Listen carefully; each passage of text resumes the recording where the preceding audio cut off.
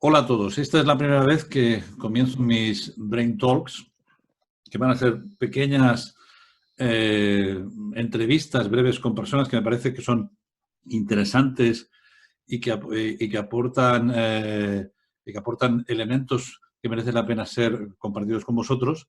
Y la primera de estas Brain Talks quiero invitaros a conocer a Víctor Rodríguez Ardúa, que aparte de una persona entrañable y un gran amigo, una persona que tiene la capacidad de aportar a las organizaciones elementos de cultura, elementos de transformación. Hay una definición que le hace de sí mismo, que es su deseo de ayudar a las personas a que sean felices en su trabajo para que las organizaciones rindan mejor. Esta en sí misma es una declaración de principios que define claramente lo que hace Víctor, que es, aparte de consultor senior en aspectos de estrategia, también proporciona ayuda a las organizaciones en gestión del rendimiento, gestión del cambio, dirección por valores y dirección organizacional, entre otros ámbitos. La razón de entrevistarle y de estar con él hoy es que ha publicado un libro que recoge, bajo el título Principios y Valores, su visión de cómo, propósitos y valores, su visión acerca de esos elementos de transformación de las organizaciones relacionados con los propósitos y los valores. Lo primero es darte las gracias por estar en esta primera charla que emprendo, en esta primera experiencia que emprendo, y pedirte un poco cuál es el propósito del propósito que está detrás del libro. Buenos días, Antonio. Bueno, muchísimas gracias antes que nada por esta oportunidad. Me encanta estar aquí contigo y ojalá pues también con muchas personas que llegarán seguro a tu canal.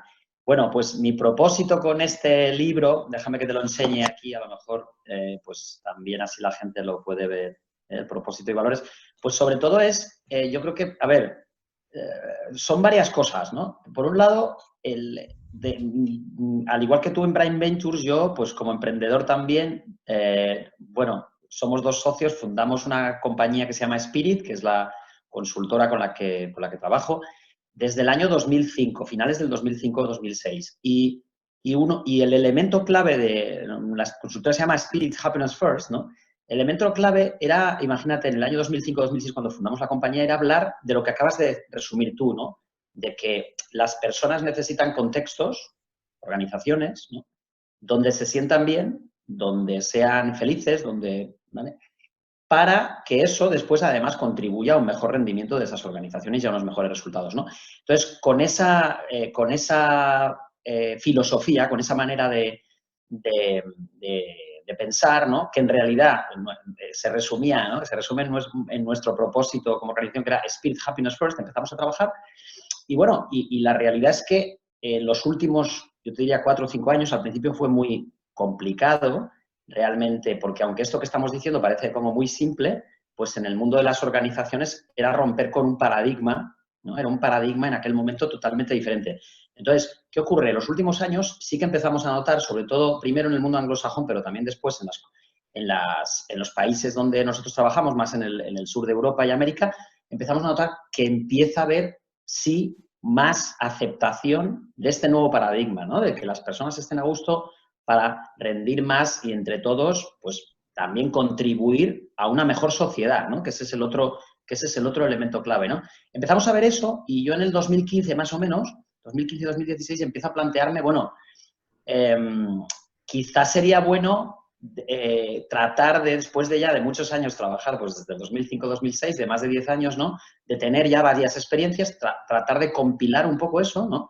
Dando además mi objetivo, o mi propósito, ¿no? Siguiendo la pregunta que me hacías, dando también a divulgar un poco que esto no es una moda, ¿no? Porque ahora parece, ¿no? Que hablar de propósito y de valores en los últimos tiempos, pues parece como que está de moda, la transformación cultural.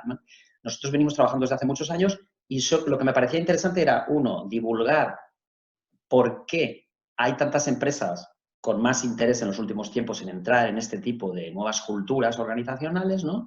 Por un lado, con ejemplos además de investigaciones y de estudios que existen también de manera muy importante en los últimos años y que demuestran que hacer esto tiene unos resultados a nivel económico mucho mejores que no hacerlo, ¿no? Eso por un lado. Y segundo, también, evidentemente, después mostrar más allá de que realmente esto tiene beneficios, que además, pues a una serie de metodologías y de prácticas basadas en nuestra experiencia después de ya, pues como te digo, ya 14 años en esto, en las que un poco pues tratamos también de divulgar, ¿no?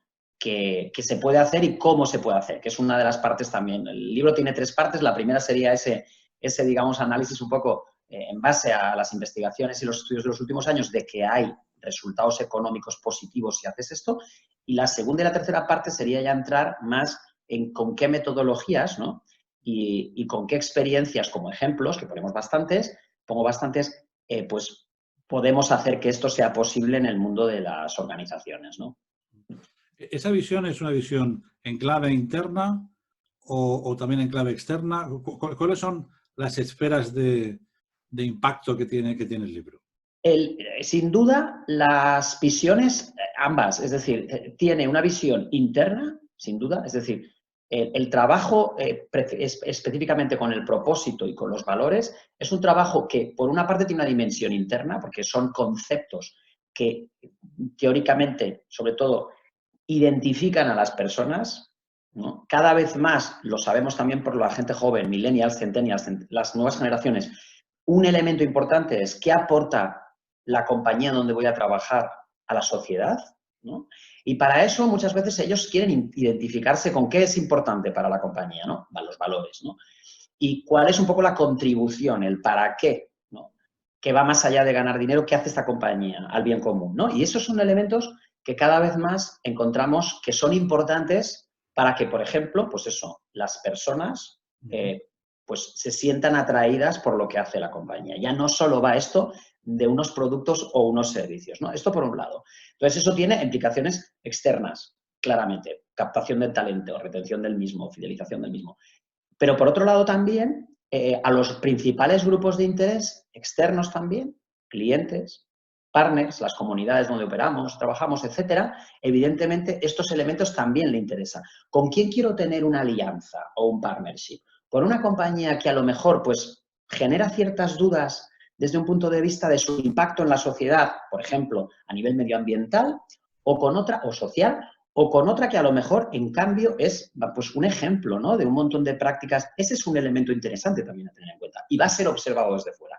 Ahora bien, evidentemente, la gente también desde dentro, cuando construimos estos conceptos o tratamos de que la compañía los construya, nuestra sugerencia máxima es que no sea como en el pasado muchas veces, estos conceptos eran pues unos grandes statements, ¿no? Unas frases muy bonitas, ¿no? Que a lo mejor habían sido incluso elaboradas con la ayuda de algún consultor externo. Lo que ocurría es que a lo mejor eran eslóganes que después realmente no estaban interiorizados por las personas en el día a día.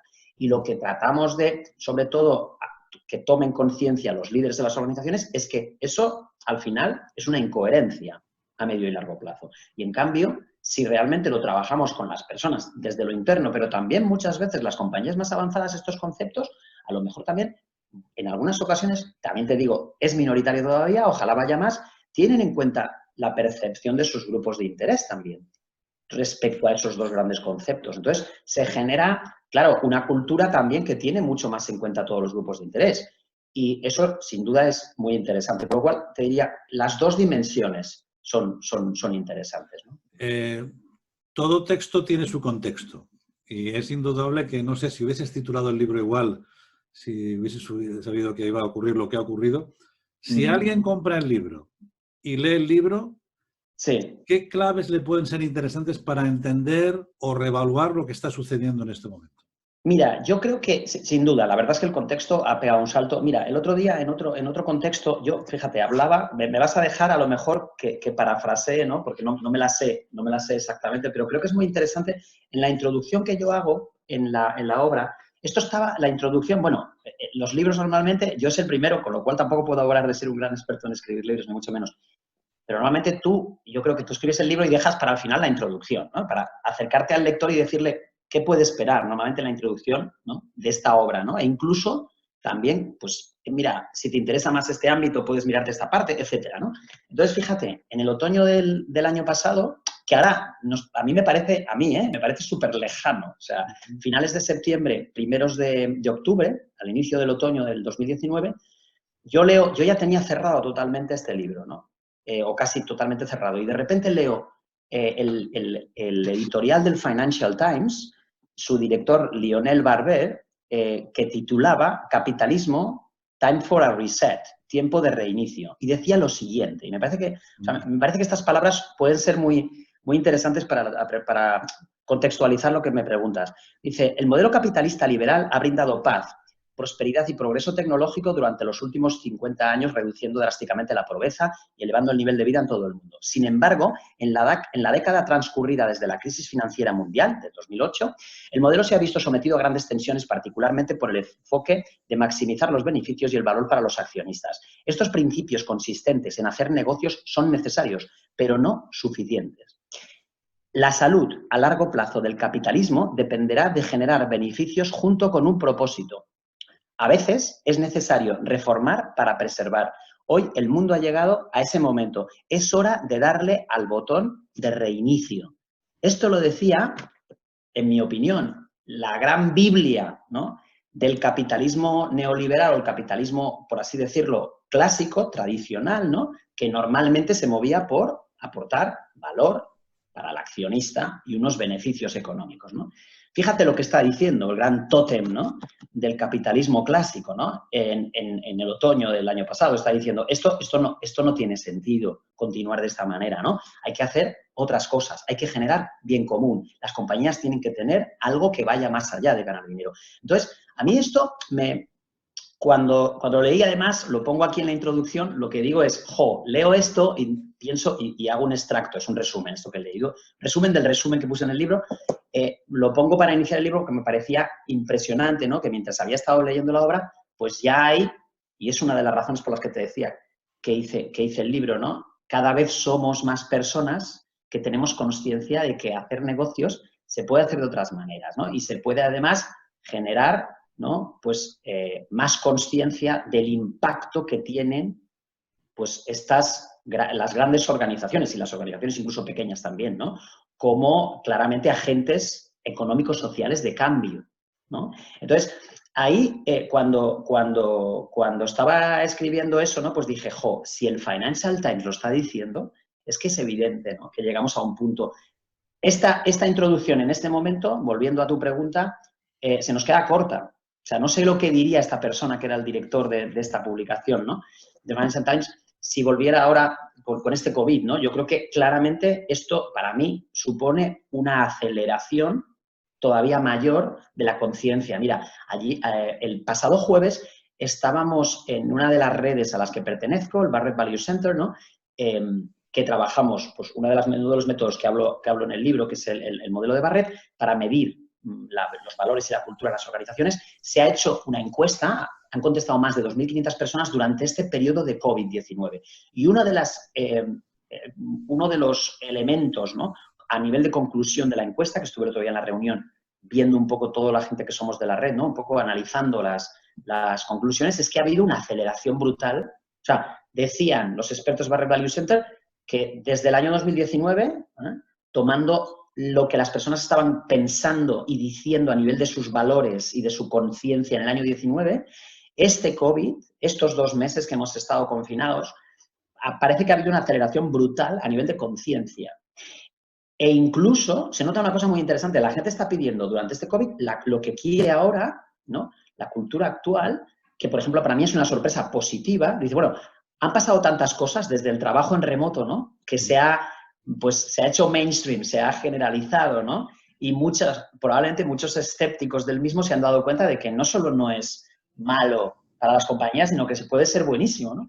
Entonces, de repente ha habido, pues eso, como una especie de aceleración, ¿no?, de conciencia de las personas de que hay que trabajar más desde el bien común. Este es uno de los elementos que hemos visto en la encuesta el otro día. Todavía es prematuro para decir si esas 2.500 personas, pues bueno, son realmente estadísticamente, ¿no?, pues significativas respecto al total de la población mundial o al menos la población de Occidente, pero bueno, creo que es interesante quería esto supone una aceleración, creo, y este tipo de conceptos, creo, me puedo equivocar, ojalá no, pues creo que todavía va a haber más necesidad o inquietud de de que las organizaciones los trabajen, ¿no?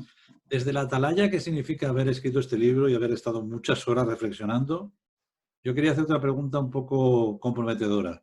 ¿Crees que, uno, se ha abordado esta crisis desde un punto de vista corporativo en cuanto a la comunicación hacia el exterior y hacia el interior? El interior es más difícil evaluarlo en estos momentos. Claro.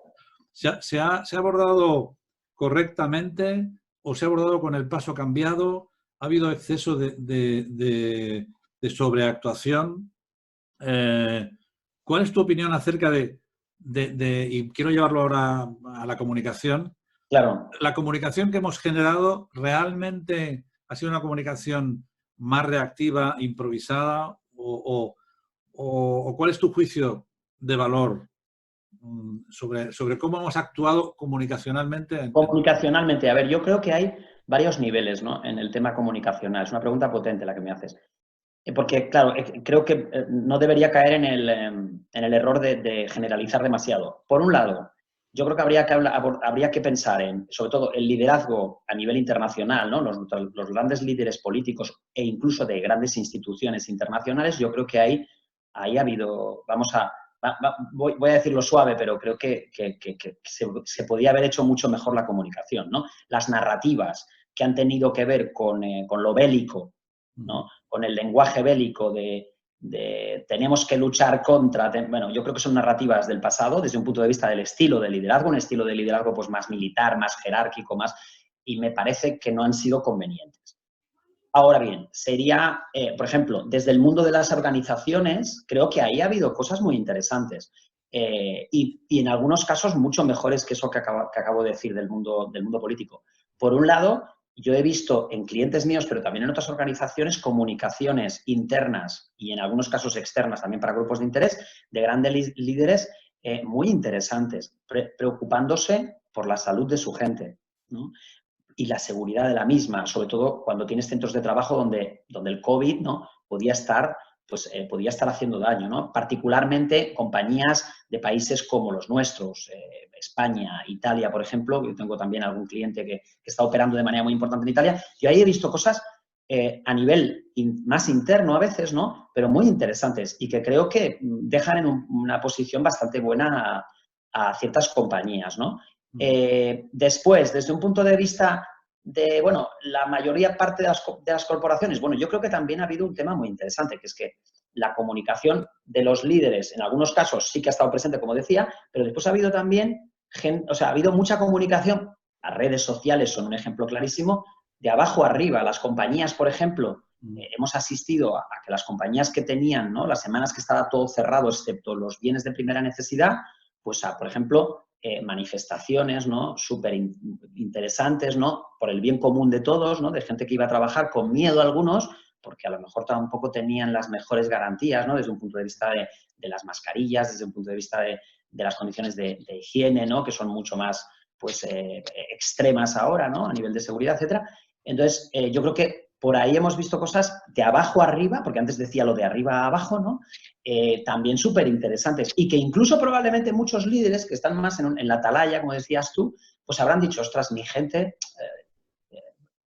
puedo confiar mucho en mi gente, porque realmente son personas, muchas de ellas, ¿no?, comprometidas con el proyecto y sobre todo con el bien común, porque mucha gente que cobra en los supermercados, por ejemplo, estoy pensando, gente que va con uniforme de temas de seguridad, policía, etcétera, con salarios, bueno, pues vamos a decirlo, no demasiado buenos, ¿verdad? Pues, ostras, ha dignificado su profesión, ¿no? El para qué ese del que yo hablo, por ejemplo, en mi libro, que es el propósito, ¿para qué te mueve en una situación así? Normalmente la gente que tiene esos valores, que tiene esos principios, nos hace ver a los demás, ¿no?, ostras, que vale la pena su trabajo, que su trabajo no es solamente algo, ¿no?, circunstancial o simplemente algo transaccional. Yo hago algo, me levanto por la mañana y tú me das un salario como empleador. No, que realmente estoy aportando algo más. Y yo creo que eso ha quedado de manifiesto también en las comunicaciones cuando hemos visto cosas de abajo arriba. Me parece súper interesante, Por otro lado, tú que eres un grandísimo experto en comunicación y branding, ¿no? Bueno, pues también hemos visto que, bueno, ciertos brandings, ¿no?, han resonado con coherencia. Lo que se estaba diciendo antes de este COVID, ¿no?, Si yo estoy hablando de que soy una compañía socialmente responsable, responsable a nivel medioambiental, etcétera, ¿no? Bueno, pues algunas compañías hemos visto que han actuado conforme a esa lógica, coherencia, ¿no? Yo creo que esto es básico en liderazgo y en comunicación, ¿no? Y otras, pues permíteme que sea, como mínimo, me generen duda de esos eslóganes que teníamos antes, ciertas actuaciones que hemos visto, ¿no? Pues a lo mejor no han sido del todo coherentes. La gente no es tonta, la gente no es tonta. Y la gente seguro que ha tomado nota desde dentro y desde fuera de las organizaciones de cuáles son aquellas que desde el liderazgo y desde las posiciones de poder, ¿no? Pues realmente han seguido un poco las consignas teóricas, ¿no? Que habían dicho que iban a seguir estratégicamente y aquellas otras que no. Yo creo que en momentos de crisis la coherencia en liderazgo, que para mí es un elemento clave, ¿no? Yo siempre digo, siempre hay una brecha entre lo que dice el líder o lo que dicen los líderes y lo que hacen, ¿vale? El tema es tratar, porque es imposible cero, tratar de que esa brecha sea la mínima posible, ¿no? La coherencia es el liderazgo. Yo creo que la comunicación es una herramienta, vamos, espléndida, ¿no? Para demostrar que esa coherencia pues está cercana, siempre partiendo de la base, la premisa de que cero es imposible, siempre hay una pequeña brecha. El tema es que sea pequeña. Yo creo que la gente puede haber observado y haber visto hasta qué punto esa brecha es más. Si esa brecha es alta, la gente deja de confiar en sus líderes, porque al final lo que vence siempre es lo que hace, las decisiones que toman y las acciones concretas y no el discurso. Quería dejar para el final, posiblemente este vídeo, espero que algunos colegas del mundo del branding lo vean. ¿Qué podemos aprender? ¿Qué elemento para ti es sustancial del libro Propósitos y Valores? Es sustancial para alguien que está preocupado por lo que las marcas dicen de sí mismas, cómo se comportan y tal. ¿Qué elemento, por qué tiene que estar este libro en la librería, en la biblioteca de un brander, de alguien que está preocupado por las marcas? ¿Cuál es tu perspectiva de lo que puede aportar el libro, las metodologías que contiene, sobre todo en este momento? Y a la luz de esta crisis que hemos vivido, ¿por qué Propósitos y Valores tiene que estar en mi biblioteca como persona que se dedica al branding? Bueno, yo creo que hay un elemento que es el más importante, ¿no? Que era vigente antes, pero probablemente ahora lo va a ser más, en mi opinión, ojalá, que es esta coherencia que te estaba diciendo. Es decir, las personas examinan la marca, sin duda, analizan la marca, y cuando hablamos de las personas hablamos primero de los consumidores o usuarios final de tu producto y servicio, ¿no? Esos dos, ¿no? Examinan la marca pidiéndole, sobre todo a la gente más joven, ¿no? No solamente digamos, pues un producto que funcione o un servicio que funcione, sino que además, ¿no? Pues la manera en que tú lo vendes, lo produces, lo sirves al mercado, ¿no? Pues haga algo más, que vaya más allá, ¿no? Que contribuya, ¿no? Yo creo que este es un primer elemento. Fíjate, cuando hablamos, y el segundo elemento es que a veces dices, bueno, el branding va por un lado, el branding y el marketing, ¿no? Y la cultura de la organización va por otro. Bueno, yo creo que esto es erróneo. Es decir, no. La cultura, los americanos hablan de the way we do things around here, cómo hacemos las cosas aquí, tiene un componente interno, sí. Pero para mí, el marketing, muchas veces lo que vendemos, ¿no? Cómo lo vendemos, cómo lo empaquetamos y cómo queremos llegar emocionalmente incluso al consumidor o a los grupos de interés, ¿no? Con nuestros productos y servicios, aunque tiene un componente externo, debería haber una coherencia entre ambos, ¿no? Debería haber una coherencia entre cómo quiero ser percibido por la sociedad, ¿no? Y qué rasgos distintivos emocionales pues, vas a disfrutar si utilizas mi producto o mi servicio, ¿vale? Y cómo somos nosotros desde un punto de vista interno en nuestra organización, porque nosotros tenemos que ser el ejemplo, ¿no? Claro de eso que predicamos hacia afuera, que muchas veces pues, tiene mucho que ver con la comunicación y el branding, ¿no? Entonces, ocurre siempre, la gran pregunta es, y que yo también lanzo aquí a la gente experta en branding, ¿ocurre siempre eso? Es decir, que construimos una marca, cuidado, porque una marca no es un concepto estático, igual que la cultura tampoco lo es un concepto dinámico que se va moviendo. ¿Tenemos en cuenta lo que opinan mis grupos de interés? ¿Y tenemos en cuenta cómo somos realmente nosotros como organización cuando construimos y trabajamos esa marca, la co-creamos, ¿no? entre toda la organización?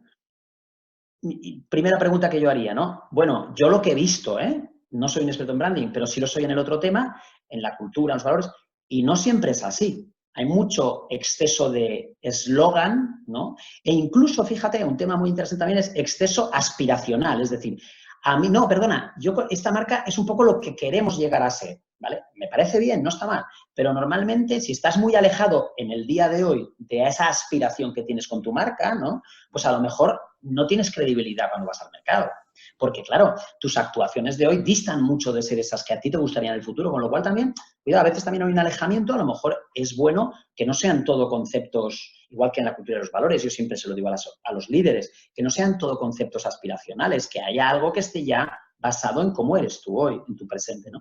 Y yo creo que ese doble, ¿no? Ese alineamiento, ¿no? Por así decirlo, es básico, ¿no? Y creo que muchas veces, a lo mejor desde el marketing, se tiene poco, y desde el branding se tiene poco en cuenta, ¿no? Cómo son los líderes y cómo es la organización internamente, porque a lo mejor tú puedes hacer, Una reflexión. Yo claro, creo tú puedes que hacer tenemos un gran que... eslogan, ¿no? Pero dices, bueno, esto resuena mucho desde un punto de vista de atractivo para el que está afuera, pero si está muy alejado de lo que hay dentro, al final, fíjate, una de las cosas que llamamos en el libro, o sea, la velocidad con la que vamos hace que yo ya, como organización, todos lo sabemos, los líderes ya no controlan, ya no pueden controlar, entre comillas, las comunicaciones de lo que la gente opina sobre su producto, sus servicios, sus interacciones con los clientes o usuarios. Y entonces, mucha gente, al observar, ¿no? Y poner un juicio a esa marca, se basa en lo que opina la gente en Twitter, en redes sociales diferentes, al usar el producto o interactuar con la compañía. Y muchas veces eso no tiene nada que ver con lo que estoy tratando de vender o paquetizar. Y ahí, ¡bum!, tenemos una incoherencia que podemos pagar. Y esto cuesta, esto puede costar millones de euros, ¿no? Entonces, cuidado. El overselling. Bueno, que te agradezco mucho este tiempo para contar acerca de tu libro. Creo que tenemos que sentarnos a hablar otra vez y hablar más en concreto de una visión desde el branding estratégico y desde los valores y la cultura, desde dentro y desde fuera. Sí. Has tocado algunos temas en esta última pregunta que creo que dan para una segunda conversación. Y lo importante es darte las gracias por este tiempo, desearte que, a pesar de las circunstancias un poco extrañas que vivimos, el libro llegue y que cumpla su función, y sobre todo darte la enhorabuena por este enorme esfuerzo que has hecho y que creo que va a servir para mucha gente para tener un libro que realmente puede y va a ser un referente en muchos aspectos que estaban, me parece a mí, bastante desperdigados y diseminados, y que tú ofreces un proceso de análisis muy estructurado y muy riguroso. Pues nada, muchas gracias, Víctor, y hasta ese próximo Antonio, debate que has apuntado en esta conversación. claro que sí, Antonio. Muchísimas gracias a ti por tu generosidad, por la posibilidad de tener esta entrevista. Para mí ha sido, bueno, yo me lo paso estupendamente contigo. Ya son muchos años que nos conocemos. Eres un grandísimo profesional y una grandísima persona. Muchísimas gracias. También muchísimas gracias a toda la red de gente a la que va a llegar este vídeo. Y bueno, yo espero que sí, que tengamos, por supuesto, más conversaciones y ojalá lleguemos, ¿no?, a esta gente del branding y la comunicación, que yo creo que es muy importante, ¿no?, que tratemos de eso, de que haya más gente, ¿no?, cada vez más desde el liderazgo de las organizaciones en los diferentes ámbitos, pues que tengan conciencia de estos conceptos, porque para mí es la clave, ¿no? Son las personas, somos las personas, ¿no?, las que sí podemos, y creo, en mi caso yo diría también debemos, ¿no?, pues cambiar un poquito, hacer cada vez más humanas y más sostenibles las organizaciones, ¿no? Para mí ese es el gran propósito. Muchas gracias, Víctor. Hasta la próxima Y vez. un abrazo. Gracias.